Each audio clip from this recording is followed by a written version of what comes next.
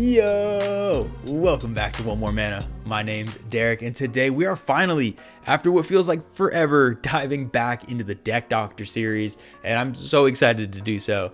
Today's deck was submitted by one of our amazing patrons, Stewart, and it is for a deck that I love. It's a deck that I've done a deck tech for. Kyle has his own version of the deck, and it is none other than Nethroi, Apex of Death. Now, Nethroi is amazing, and there's going to be some spicy cards both in the original brew and in the doctored version. If you want any of those, head on over to TCG Player. TCG Player is amazing. We'll be checking out a lot of those mutate cards today with the crazy, beautiful alternate arts and alternate art foils, all these different types of things. Anything you want, head over to TCG Player. And if you use the affiliate link down below in the description, it'll help support the channel in the process. We really do appreciate all the help. All right, so let's just jump straight back into Nethroi and take a look at this initial diagnosis. Now, Stewart kind of sent over some thoughts about the deck already, kind of how it's played, along with the deck list itself to kind of get a direction to go in. Now, I mentioned it's essentially Nethroi, and if you're not familiar with Nethroi, whenever Nethroi mutates, you can pick any number of creatures from your graveyard, total power 10 or less, and just throw them onto the battlefield. And I like where Stewart's head was at, because basically what we're going to be trying to do is getting a whole bunch of very low or zero power creatures that like to put +1 counters on themselves, take advantage of all these crazy +1 counter synergies, and use that as our engine and create crazy board states where basically we're mutating and just getting all our creatures back and then pumping them because of the +1 counters.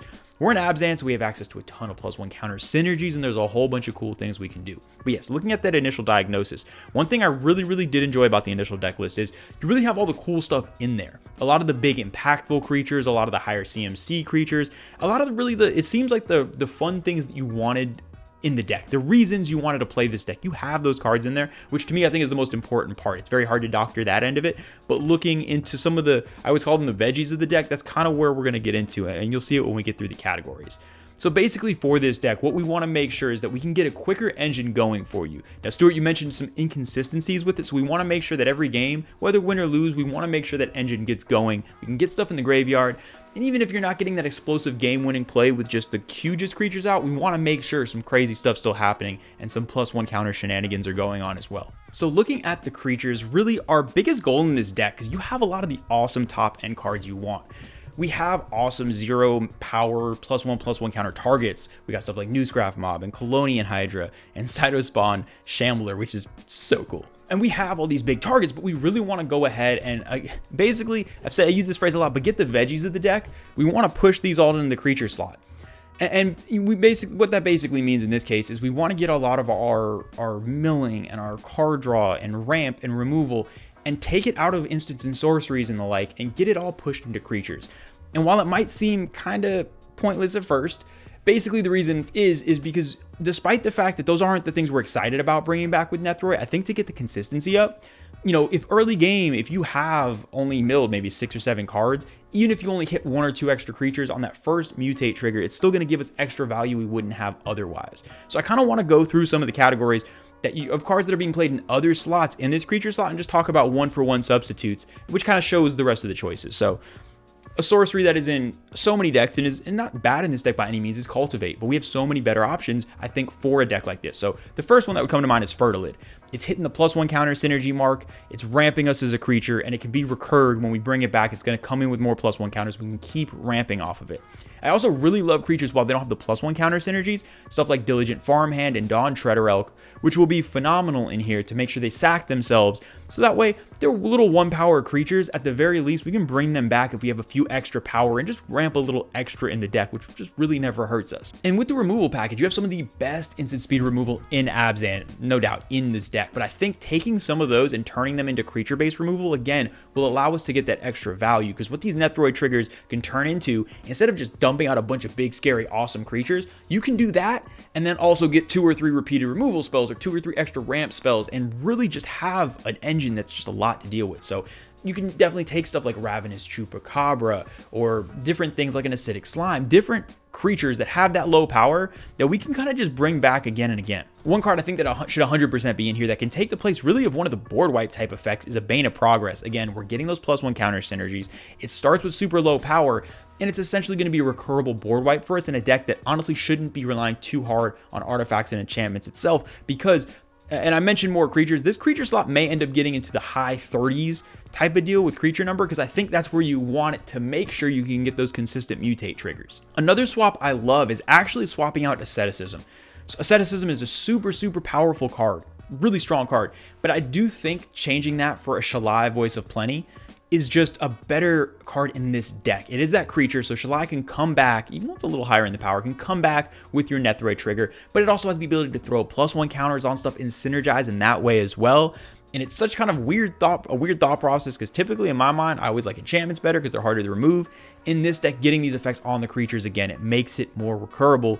And especially with the +1 counter synergy, I think it just gives it that little extra boost to get that consistency. All right, so then we did put a bunch of creatures in there, but we also need ways for those creatures to go in the bin, and I feel like doing that on creatures is even better. So the dredge package, and again, this isn't super exciting, but I think this will help a lot, is just getting your dredge package in here. So your Golgari Grave Trolls, Golgari Thugs, Stinkweed Imps, especially Golgari Grave Troll, just because it's coming in with +1 counters and it kind of already gets one of those effects, not to mention with all the extra +1 counters we're going to be getting because we have all these other creatures. It just synergizes really well with what the deck's doing. And I realize some of these dredge cards are kind of boring because you see them in every graveyard deck, but I do think in a deck like this, especially if you're not trying to go crazy with combo milling yourself to fill your graveyard, it's a really just good, consistent way to make sure that you're filling it throughout the game and you always have an opportune time to make sure you get that mutate trigger. Now, moving on to the artifacts, I'm kind of one of those crazy people that likes to go all in on a theme.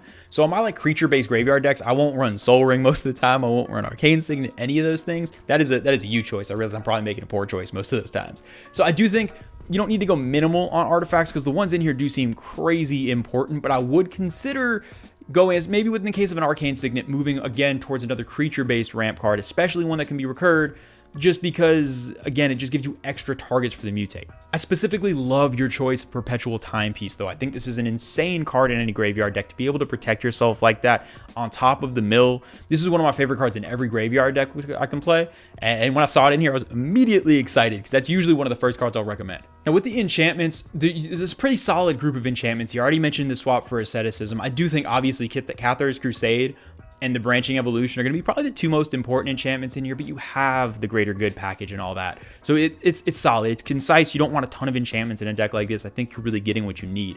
One that I would probably recommend, or two, I should say, one's going to be Pernicious Deed. I do really like Pernicious Deed in here just because you are cheating out so many huge creatures CMC-wise that it can be a one-sided board wipe. Basically, you can go ahead and mutate, get all these scary things back, deed, and then kind of just pick and choose what you want to keep. So that's a flexible option if you feel like you need more board wipes. But I would say the best one to put in here would be a Tombstone Stairwell. This is basically like backup value for your commander, where everybody just gets hasty zombies on their turn for creatures in their graveyard. I think cards like this in combination with just adding a whole bunch more creatures in the deck will allow you to still play with your primary game plan of having all these cool +1 counter synergies and big creatures, but this is kind of a weird out of nowhere win con, and if you're, for whatever reason, your commander gets taxed out, if you're not getting that part of your engine going, this is a great card to play late game, get a bunch of zombies, and unless you're playing against another graveyard deck, you're going to get way more value for it, and kind of swinging in and going crazy with it. I think this could be a really fun card, maybe a finisher, but at the very least, just really good value for the times your game plan doesn't go perfect. And with the instance, I mentioned it before, your removal package is amazing. You have all the best removal spells in here.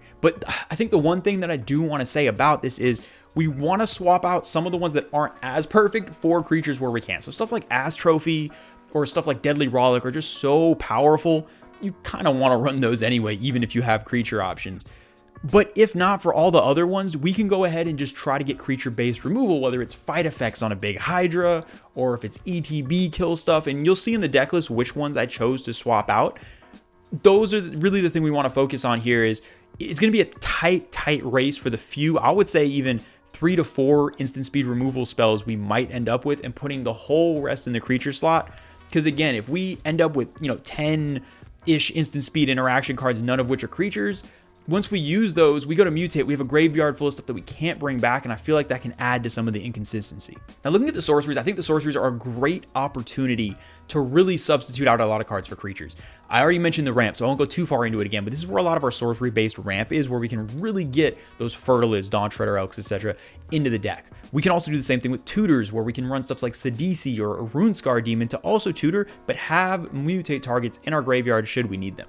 I do also absolutely love the inclusion of Eerie Ultimatum and Living Death in here, and I think those cards are going to be even more effective as finishers when we have all these other creatures. Because when we go from 22 to like 35 plus creatures in this deck, at basically any point in the game, we're going to be able to just cast Living Death, take insane advantage, take insane control of the game, and win. Or I mean, Eerie Ultimatum already does that. But yeah, I think having all these other creatures is going to turn some of these other cards that you already have as some of your best cards and really just make them even better in the deck.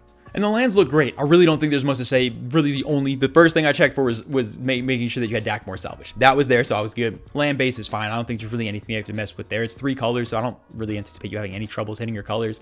The one land I will say that I would love to see in here is Sphogthos, Restless Tomb. Sphogthos is really good, again, as we pump this creature count up. It's, again, a weird random late game card we can play to punch people with, as its power and toughness can become equal to the number of creatures in your graveyard. So I do really like this, again, as just, we want to stack all the synergies. Our primary plan is to use our commander to mutate out a bunch of awesome +1 synergizing monsters. But I do think having these backup plans is just as crucial. And Sphogthos is a great, it's not costing you a slot, it's on a land, and it's a great backup plan that can just kind of come out of nowhere late in the game and win for you. All right, that's going to do it for the categories. Now let's get into the part that's really the most fun part of these deck doctors, and it's going to be the top 3 things I want to prescribe to get this deck running as healthy as possible. Now, the number one thing I want to prescribe is going to be kind of this, the whole emphasis that I've gone over is moving those veggies. We want to get those veggies into the categories, like I said. And the biggest thing for me is going to be your ramp and your dredgers. We want to make sure we get creature-based ramp in here. So that's going to basically substitute a lot of the other ramp. And we want to make sure we get that dredge package in here.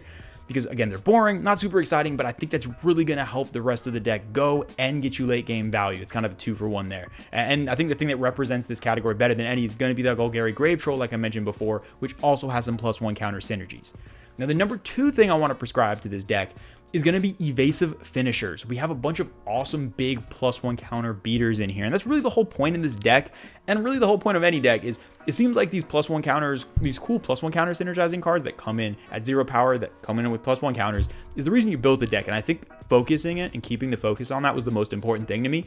But I think there's ways we can supplement those to make them even more dangerous. And that's with stuff like Abzan Falconer and with Champion of Lambholt, where we can use cards, use other +1 synergies that we have in there, and then make them evasive, whether it's through flying or basically just being unblockable at times. I think this will make sure that if we do get the deck to work and we get everything going and we have this huge reanimation turn where all these scary creatures come in, we don't want to have a situation where they're just sitting there and it's just a stare down. Like, that's not what we're trying to do. We're trying to be able to get in for that damage, and these will make sure that when everything does go according to plan, that we can go ahead and finish the deal. All right, so now for the number 3 thing I'm going to prescribe for this deck, it's going to get into out of nowhere ways to win the game. And now there's really 3 categories that I'm going to use, and I'm hoping one of these you really like. I know which one is my personal favorite, but you really can go any direction with this.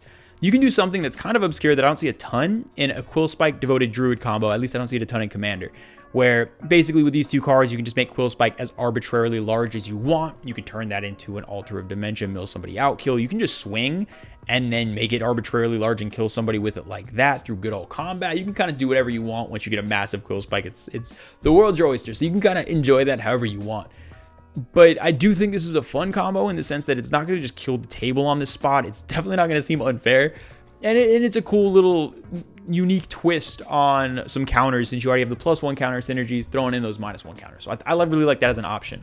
A second option I would say for kind of a combo-ish finish is the good old Lord of Extinction and Jarad Golgari Lich Lord combo. Obviously, I'm kind of biased because I run Jarad as a commander. I also run it in basically every graveyard deck I have, and I absolutely love him. So a little bit biased there, but I think this is a really fun way to be able to end games late, again, as a backup plan. Because we really want, I've already talked about the primary ways we want to win the game with these +1 counter synergies, swinging and all that. These are good kind of out of nowhere wins to have as backup. Now I would go with the third thing I'm prescribing, part 3 at this point, is going to be Tombstone Stairwell or other death effects. So I think Tombstone Stairwell by itself could actually be a backup win con in this deck as an out of nowhere finisher, where essentially you play this, if it gets it back to your turn, you have a bunch of creatures in your graveyard. You can kind of just swing out with a bunch of hasty 2/2s and kill everyone. But one of the things I love to do in my graveyard decks are run just a random Blood Artist or run a random Sack Outlet.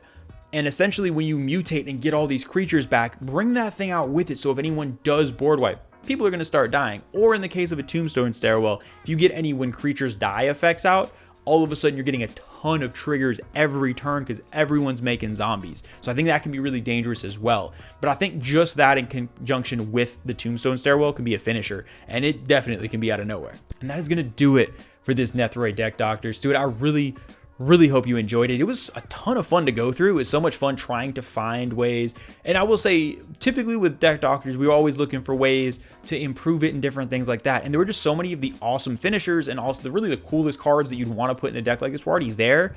It just felt like, again, we had to just kind of get the infrastructure a little tighter to make sure we can get to those consistently. But y'all, let me know in the comments below if y'all have any ideas, any specific cards you would throw into this deck to help Stewart out. And Stewart, let me know what you think too. I would love to hear your thoughts. If you do have any other cards, maybe some of the stuff wasn't exactly what you're looking for, let me know, and I'll get back in the lab, get back to work. But as always, a huge shout out to the patrons, all our patrons like Stewart. We appreciate and love y'all so much. There's tons more to come. I actually have some personal deck techs coming up in the next few weeks that I'm quite excited about. Check out the streams recently. You might have an idea to which one.